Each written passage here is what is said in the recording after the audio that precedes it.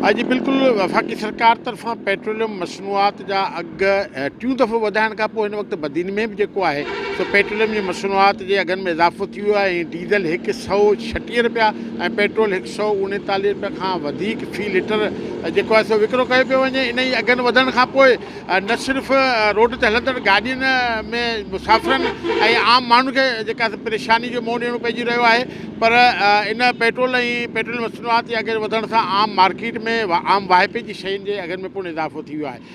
हिन वक़्तु जॾहिं ताज़ो वफ़ाक़ी सरकार तरफ़ां पेट्रोल मसनूआत जा अघ वधाया विया आहिनि त बदीन मिठी, बदीन हैदराबाद, बदीन कराची रोड ते हलंदड़ कोचनि हाईएस्ट वेननि 100 खां 150 रुपया फ़ी मुसाफ़िर जो जेको आहे सो किरायो वधाए छॾियो आहे। जॾहिं त आम मार्केट में कुकड़ जेको आहे उहो 420 खां वधी 450 रुपए ताईं फ़ी किलो विकिरो थी रहियो आहे। जॾहिं त आलू 50 खां 60 रुपया, बसर 50 खां 60 रुपया ऐं ॿियूं जेके सब्जियूं आहिनि आम वाहिपे जी शयूं उहे पिणु जेको आहिनि सो उन्हनि जे अघनि में इज़ाफ़ो थियो। न सिर्फ़ु एसि ताईं पर घी खंडु जेका 90-100 रुपया खंडु मिलंदी उहा 130-40 रुपया थी वई आहे। जॾहिं त घी जेको आहे सो 35-40 रुपए खां वधीक जेको आहे सो अघनि में इज़ाफ़ो थी वियो आहे। अहिड़े अघनि जे इज़ाफ़े सबबु जिते आम माण्हू जी जेका आहे आम ज़िंदगी में घर जी चुल्हि ॿारणु तमामु परेशानी जो बाहिस बनियल हुयो, उते वधीक आम माण्हू लाइ परेशानियूं जेके आहिनि से बणिजी वयूं आहिनि। जी